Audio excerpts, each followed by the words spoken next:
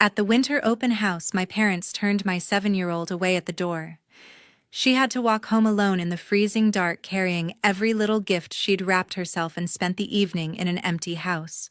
When I found out, I didn't yell, I didn't call and scream. I stayed quiet, signed one paper, and 3 hours later their perfect little world began to crack. My name is Teresa. I got home late that night after a long nursing shift, expecting silence, because Cassidy was supposed to be at my parents' annual winter open house, the one they host every year, with the house packed full of relatives, games, warm food, and the sleepover she'd been counting down to for weeks. Instead, the second I opened the door, the cold hit me. Her tiny boots were lined up neatly by the entry. Her coat was hanging exactly where she always leaves it. The small bag of handmade gifts she'd been so proud of sat untouched beside them, tags still on everything, just as she'd carried it out that morning. Cassidy was sitting at the kitchen table in the same outfit I'd dropped her off in, shoulders hunched, trying to take up as little space as possible. Not crying, not making a scene. Just small. "Cassidy," I said softly. She looked up right away. "Hi, Mom. You're supposed to be at Grandma and Grandpa's." "I know." I kept my voice steady. "Why are you here?" She hesitated, then answered in that flat tone kids use when they've already practiced the words. "They said there wasn't enough room for me." I felt something inside me go still.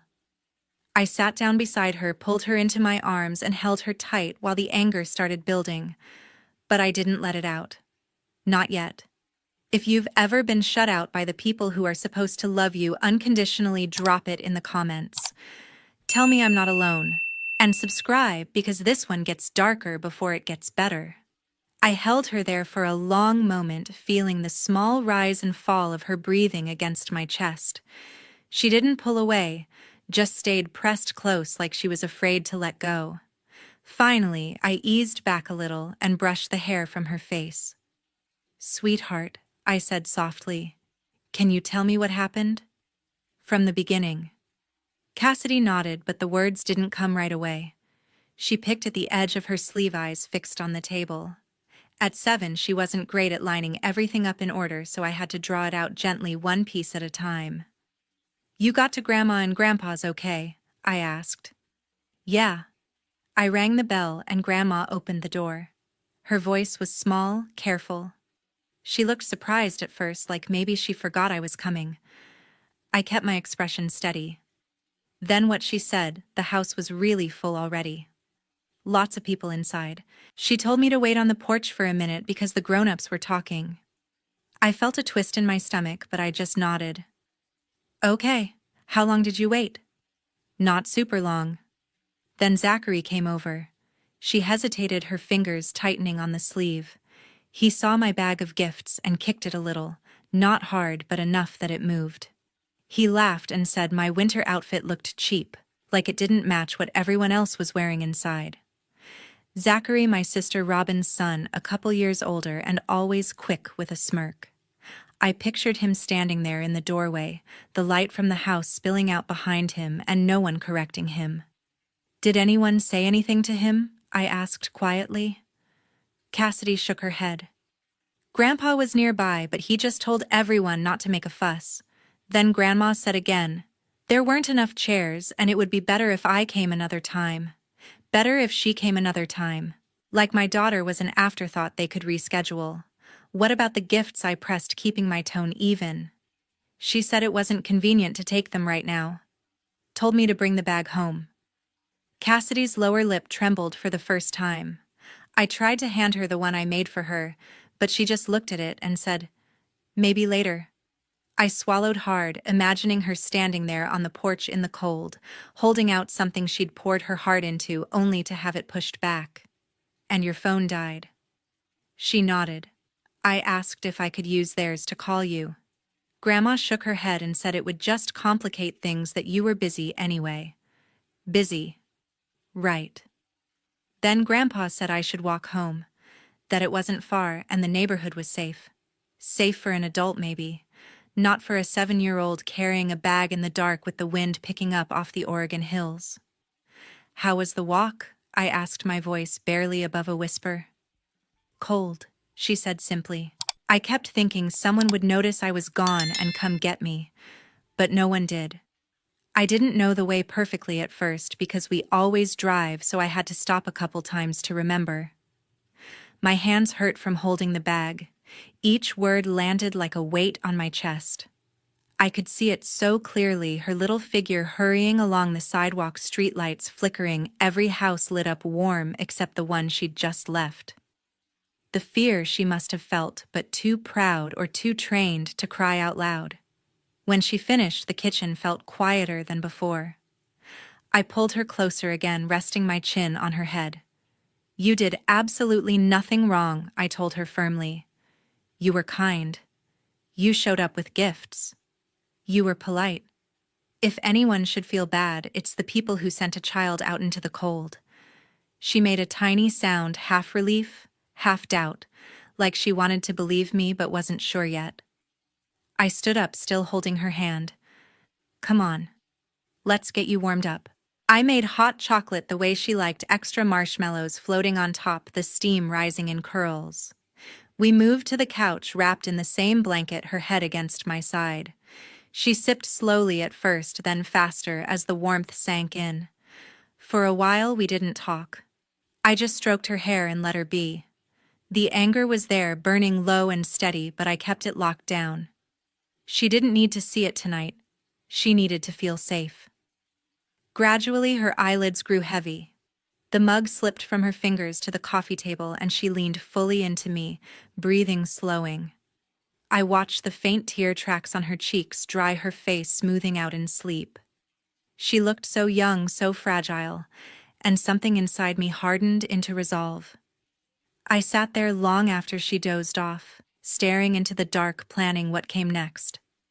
The house was finally still, the only sound the faint hum of the refrigerator in the kitchen. I stayed on the couch long after Cassidy's breathing had settled into the steady rhythm of deep sleep, her weight warm against my side. My mind wouldn't quiet down. What happened tonight wasn't some sudden cruelty. It was the culmination of patterns I'd recognized for years, patterns that ran deep in our family. Growing up, my parents always had a clear favorite. Robyn, my younger sister, was the one they celebrated. She was outgoing, always ready with a story or a laugh that made everyone feel included. They'd brag about her accomplishments to relatives, hang her awards on the fridge like trophies. Me, I was the quieter one, the one who needed more time to open up. When I went through my divorce young, after Cassidy's father walked out without looking back, they treated it like a personal failure on my part. They helped once with a small check that covered barely a month's bills, and then told everyone how generous they'd been, as if that single gesture erased any further obligation. Robyn played her role perfectly in their eyes. She'd send the occasional text during my hardest months, something like, "Thinking of you, hope things get better." But when I actually needed someone to watch Cassidy or help with groceries, she was always too busy with her own life. It wasn't outright hostility. It was just absence when it mattered most. She cared enough to look good, not enough to show up. Then there was Grandpa George, my mother's father, the one person who never made me feel like a disappointment. He was the steady presence in my life, the one who showed love without conditions or scoreboards. After the divorce, when I was scrambling to keep things together as a single mom working shifts, he stepped in quietly. Every month he covered part of the mortgage payment on my parents' house, the big place they loved, showing off because he wanted the family to have space to gather during the holidays. He'd slip me extra for Cassidy's needs too, never making a fuss about it. But he wasn't perfect. We'd had our share of arguments over the years. He hated how fiercely independent I became, pushing away help because I didn't want to owe anyone. There was one blow-up I still remembered clearly. He accused me of shutting people out, of punishing myself more than necessary. "You don't have to do everything alone," he'd said, voice raised in frustration. I'd fired back that relying on family hadn't exactly worked out for me. We didn't speak for weeks after that, but he never stopped the support. Eventually we patched it up with his usual gruff apology and my quiet acceptance. He was getting older now, his legs giving him trouble on stairs, his energy not what it used to be. He lived alone in his modest home a short drive away, managing with a walker on bad days, but still sharp as ever upstairs. Cassidy adored him. He'd let her help in the kitchen, tell her old stories about when I was little, and always had time for her drawings or questions. He'd light up around her in a way that made the rest of the family's indifference stand out even more. What hurt the most was remembering how he used to talk about why he helped with the house. "So there's room for all of you," he'd say, especially around winter gatherings. Family should have a place to come together when it's cold outside. He believed in that, deeply poured his retirement savings into making it possible. Yet lately, visits to him had dwindled. My parents would call occasionally to check in, then act like that counted as real effort. Robyn barely mentioned him unless it involved some future benefit. Sitting there in the dim living room, I traced those threads back further. The favoritism wasn't new. It had shaped how they saw obligations, who deserved what. They'd built their comfortable life partly on Grandpa George's generosity, treating it like something earned rather than given freely. And now that same mindset had extended to Cassidy, my bright, eager daughter, reduced to an inconvenience because she didn't fit neatly into their evening. The unfairness of it settled heavy in my chest. He'd given so much to keep the family connected, only to watch them pull away when he needed them more. And tonight, they'd used the space he helped provide to exclude the one person who still looked forward to being part of it all. I glanced down at Cassidy, peaceful in sleep, and felt a surge of protectiveness. This wasn't just about one bad night. It was about years of imbalances finally tipping too far. That surge pushed me to my feet. I couldn't just sit with it anymore. I carried Cassidy gently to her bed, tucking the blanket around her before grabbing my phone. It was later than I usually called anyone, but Grandpa George had always been a night owl, and I needed him to hear this straight from her if she could manage it. I dialed the video call, settling back on the couch as the ringtone filled the quiet room. He answered quicker than I expected, his face appearing on the screen, with the familiar background of his living room lamp glowing behind him. His eyes crinkled at first in that warm way they always did when he saw me. "Teresa," he said, voice gravelly but alert. "Everything all right?" I hesitated, then turned the phone so he could see Cassidy's empty spot beside me before explaining softly that she'd fallen asleep. But I needed to talk. He nodded, waiting patiently as I recounted the evening in simple terms, the unexpected turn at my parents' door, the way she'd come home alone. Before I finished, Cassidy stirred from the bedroom, drawn by the sound of his voice through the speaker. She padded out in her socks, rubbing her eyes, and climbed onto the couch next to me without a word. I angled the phone so he could see her fully. "Hi, Grandpa," she mumbled, leaning in close. His expression softened immediately. "Hey, kiddo. Rough night." She nodded, then said quietly, just one short sentence that hit harder than any long explanation. "I think I did something wrong. That's why they sent me away." The change in him was instant. His face, usually quick with a smile, for her darkened brows drawing together, jaw tightening in a way I hadn't seen often. He didn't interrupt or rush to comfort. He just let the words hang there, absorbing them. I filled in the few details he asked for, keeping my voice low and steady. How full the house was the suggestion she walk back on her own. He listened without comment at first, eyes fixed on the screen, the lines around them deepening. Finally, he spoke, his tone measured, but edged with something firm. "I've helped them all these years because I thought that's what family does, keeps a place for everyone, especially the kids." He paused, glancing at Cassidy again, then back to me. "I can't accept my great-granddaughter being treated like she doesn't belong there." Cassidy shifted closer but stayed silent, watching him with wide eyes. He didn't push her to say more. Instead, he addressed me directly. "Take care of her tonight," he said. "Make sure she knows none of this is on her." "I will," I promised. He nodded slowly, the weight of the conversation showing in the way he rubbed his chin. I need to think this through. We'll talk soon. The call ended with his voice a little lower than usual, almost gruff. Sleep well, both of you. Lock up tight. The screen went dark, leaving the room quieter than before. I set the phone down and pulled Cassidy against me again, her head resting on my shoulder.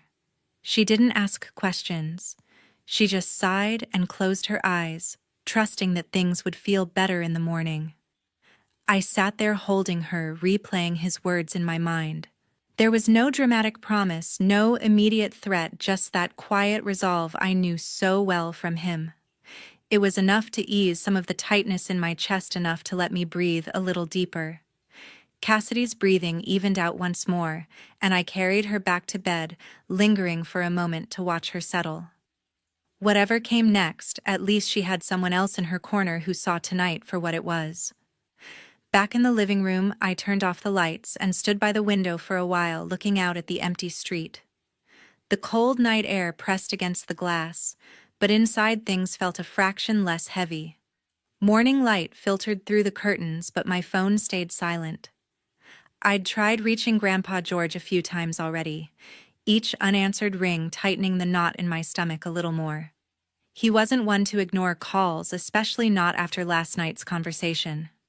Worry crept in, steadily pushing me to grab my keys sooner than I'd planned.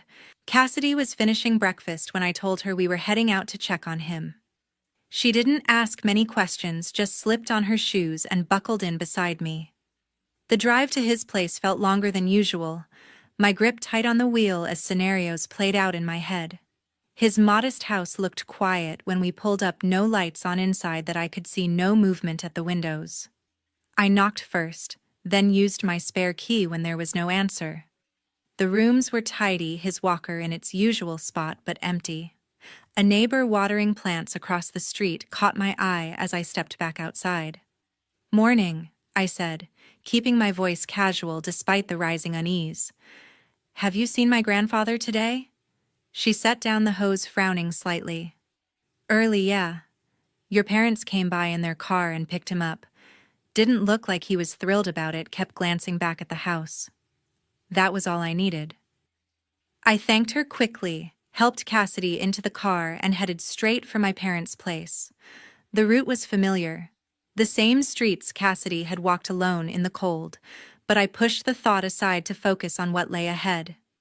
Their driveway was empty except for their vehicle when I arrived. I parked and took Cassidy's hand as we walked up, her small fingers squeezing mine. I knocked hard, 3 sharp raps that echoed. My mother opened the door just a crack, at first her expression shifting to guarded the moment she saw us. "Mom," I said firmly, "where's Grandpa George?" She hesitated, then opened the door wider but stayed blocking the entry. "He's resting. It's not a good time. I need to see him. Now." My father appeared behind her, arms crossed. "Teresa, he's fine. We brought him here to keep an eye on him after he seemed upset last night." Upset last night. As if they had any idea what the call had really been about. "He doesn't live here," I replied, my voice staying level for Cassidy's sake. "You can't just take him without asking." My mother's lips pressed thin. "He's family. We're looking out for him. He doesn't need visitors stirring things up right now." Cassidy shifted closer to me, her grip tightening. I felt her trembling slightly and squeezed back reassuringly. "I'm not leaving until I hear it from him that he wants to be here," I insisted, stepping forward. My father shook his head. "Not happening. Go home." The refusal hit harder each time. I tried once more, raising my voice just enough. "Let me talk to him. 5 minutes." "No," my mother cut in sharply. "He's sleeping, and you're making a scene." Cassidy looked up at me, then eyes wide with the same worry I felt churning inside. The standoff stretched, tension thick in the air between us. They weren't budging, and every second they blocked the door fed the fear that something wasn't right. I pulled out my phone, thumb hovering over the screen. My parents exchanged glances, realizing what I was doing. "You're seriously calling the police?" my mother asked, incredulous. "Yes," I said calmly. I'm requesting a welfare check on my grandfather, an elderly man who may have been taken from his home without consent. I dialed 911, speaking clearly to the dispatcher. Grandpa George advanced age mobility issues, last seen being picked up early this morning by family members who are now refusing access. Possible concern he's not there voluntarily. I gave the address and stayed on the line until they confirmed officers were en route. My parents stood there, faces tightening with frustration and something close to panic. Cassidy held my hand tighter, staying quiet but close. The wait felt endless, the cold morning air biting as we stood on the porch they wouldn't let us cross. The patrol car pulled up within minutes, 2 officers stepping out and approaching the porch with calm professionalism. My parents shifted uncomfortably, my mother smoothing her sweater as if this were just a minor inconvenience. The lead officer asked a few straightforward questions: who lived here, relation to Grandpa George, reason for the call. My father tried to take control. There's no emergency. He's family resting inside. This is all a misunderstanding. The officer nodded politely but didn't back down. We still need to speak with him directly to confirm he's okay and hear of his own choice. My mother glanced at me with a mix of anger and embarrassment, then reluctantly stepped aside. The officers entered and we followed at a distance, Cassidy staying close by my side, her hand still in mine. The house smelled faintly of coffee and the lingering warmth from last night's gathering, but the atmosphere felt heavy now. Grandpa George was seated in the back living room, his walker within reach, a blanket draped over his lap. He looked tired, lines deeper around his eyes, but his gaze was clear and focused when he saw us. One officer crouched slightly to his level, speaking respectfully. "Sir, are you all right? Do you need any medical assistance?" He shook his head. "I'm fine physically." "And are you here because you want to be—" A pause. Grandpa George glanced toward my parents standing in the doorway, then back to the officer. "No. I'd like to go home." The words were simple, but they landed with finality. My mother started to protest. "He's confused. He doesn't mean." But the officer raised a hand, gently cutting her off without rudeness. "Ma'am, he seems clear-headed. We'll assist him if that's his wish." They helped him to his feet, steadying him as he gripped the walker. Cassidy let go of my hand and moved forward instinctively, taking his arm on the other side. He gave her a small, grateful smile as we all made our way out. My parents watched in stunned silence, no more arguments coming as the officers ensured he was safely in my car. The drive back to his house was quiet at first. He sat in the front passenger seat, staring out the window while Cassidy reached forward from the back to rest her hand on his shoulder. I kept glancing over, waiting for him to speak. "Thank you," he said eventually, voice rough. "Didn't expect it to come to that." "You don't have to explain," I replied softly. "We're just glad you're okay." We got him settled at home, fresh coffee, his favorite chair by the window. He seemed more himself there, the tension easing from his shoulders. After a while, he looked at me directly. "I've already contacted my lawyer this morning. We should go now, while I've got the clarity." Cassidy and I exchanged glances, but we didn't question it. The office wasn't far, a small firm he'd used for years. The attorney greeted us warmly, leading us to a conference room with wood paneling and stacks of files. He spread out documents on the table, adjusting his glasses as he addressed Grandpa George first. "We've discussed updating the will," before he began evenly. "The current version leaves the bulk to your daughter and her family, with provisions for Robyn as well. Changing beneficiaries now is straightforward since you're of sound mind, but I have to warn you, disinheriting close family can lead to contests after you're gone. They might claim undue influence or question capacity." Grandpa George listened intently, nodding.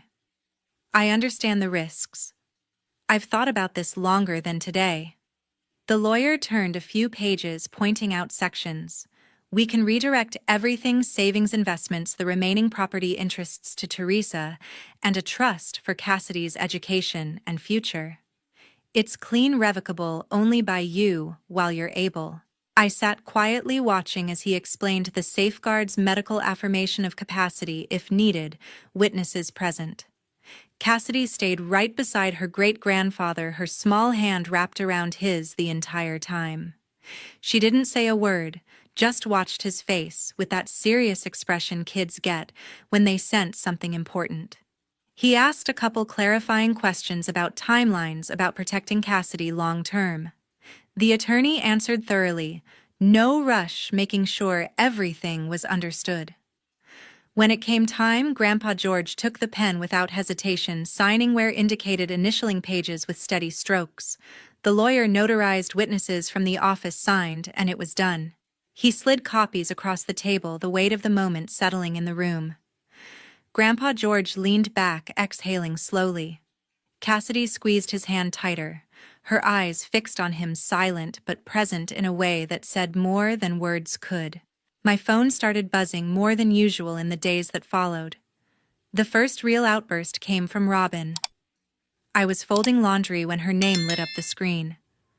I almost let it go to voicemail, but something made me answer. Teresa. Her voice cracked right away, thick with tears. What have you done? I stayed silent, waiting. You manipulated him. She went on, the words tumbling out between sobs. He's old, he's confused, and you took advantage. How could you turn him against us like this after everything the family has been through? I leaned against the counter, keeping my breathing even. Cassidy was in the next room, coloring, oblivious for now. He wasn't confused, I said calmly. He knew exactly what he wanted. She didn't let me finish. This is about money, isn't it? You've always been jealous. Mom and Dad gave you chances, and you threw them away. Now you're stealing what's supposed to be for all of us, for Zachary's future, for the house, for everything Grandpa worked for. The accusations kept coming, layered with years of resentment. She painted me as the schemer, the one who whispered in a vulnerable old man's ear to secure a bigger share. Each claim twisted facts I'd lived with for decades. When she paused for breath, I spoke. You mean the house he paid for while you all enjoyed the space? The same space you decided didn't have room for a 7-year-old one cold night. She faltered. That was different. It was crowded, things got hectic, and sending her out into the dark alone was the solution. My tone stayed low, measured. Letting Zachary mock her clothes while you stood by, refusing to even let her borrow a phone. It wasn't like that, she insisted, voice rising again. You're blowing it out of proportion to justify this betrayal. I didn't raise my voice. It's not betrayal to protect what's right. You've all benefited from his generosity for years, taken it without question. But when it came to treating his great-granddaughter with basic decency, there wasn't room. She started crying harder, switching to please. Talk to him. Fix this. He'll listen to you. Zachary deserves no. I cut in gently but firmly. He doesn't get to decide that anymore. The line went quiet except for her breathing. Then my mother's text came through almost simultaneously, a long message full of blame, calling me ungrateful, saying I'd broken her father's heart and destroyed the family. She ended with a threat to fight it legally to prove Grandpa George wasn't in his right mind. I read it once, then set the phone down. Robyn was still on the line, waiting for a response that would soften things. Instead, I said the only thing left. My daughter has learned how to stay silent from this family. Then I hung up. The phone buzzed again almost immediately. More texts, another call from a number I recognized as my father's. I let them pile up for a moment, reading the escalating anger, the shift from tears to outrage. They accused me of isolating him, of poisoning years of relationships for my own gain. I didn't reply to any of it. When the notifications became too much, I blocked Robyn's number first, then my mother's, then my father's. One by one, the connections severed with a few taps. No dramatic declaration, no final message, just silence on my end. Cassidy wandered in, then holding up a drawing for me to see. I smiled, took it from her, and hung it on the fridge without a word about the phone. She didn't need to know the details yet. The quiet that followed felt different, cleaner, like closing a door that had been letting in cold air for too long. No more explanations, owed no more defending choices they'd never understood. I deleted the voicemail notifications without listening, cleared the text threads, and turned the phone face down. Whatever came next, legal threats or regret, I wasn't opening that door again. Looking back now, the change feels like a quiet revolution in our daily lives. Grandpa George moved in with us not long after everything settled, and we transformed the house to make it truly comfortable for him. Wider doorways, a new ramp at the entrance, grab bars in the bathroom, and his bedroom on the main floor, so stairs weren't an issue. He grumbled at first about being a burden, but the truth was, he brought life to the place. Mornings started with the smell of his strong coffee. Evenings often ended with him reading stories to Cassidy in that deep, steady voice she loved. Cassidy blossomed in ways I hadn't anticipated. At 8 now, she carried herself differently, shoulders back, eyes brighter. She started inviting friends over without hesitation, turning the living room into a fort-building zone, or the backyard into an adventure playground. Her laughter filled the house, more often genuine and unguarded, the kind that comes when a child no longer second-guesses whether they belong. Grandpa George watched it all with quiet satisfaction, joining in when he could, teaching her card games at the kitchen table, or sharing old photos that made her giggle at my younger self. He had good days and tougher ones with his mobility, but being surrounded by us seemed to ease the frustration. We kept routines, simple walks when the weather allowed, movie nights with popcorn, small traditions that built security without fanfare. As for my parents, word filtered through mutual acquaintances that they'd downsized to a smaller apartment after losing the monthly help with their mortgage. No more big gatherings like the ones they used to host, the kind where the house overflowed with people and noise. Life looked tighter for them, more contained. Robyn and Zachary faded into the background too, their updates sparse and secondhand. I never sought details, and none came directly. The real shift showed in Cassidy's choices. She became selective about who she spent time with, gravitating toward friends who showed up consistently, who celebrated her without conditions. One afternoon, I overheard her telling a playmate, "Real friends make you feel like there's always room for you." She said it casually, but it stopped me in my tracks, the way she'd internalized what truly mattered. Watching her navigate that at such a young age made the distance from certain parts of our extended family feel less like a loss and more like protection.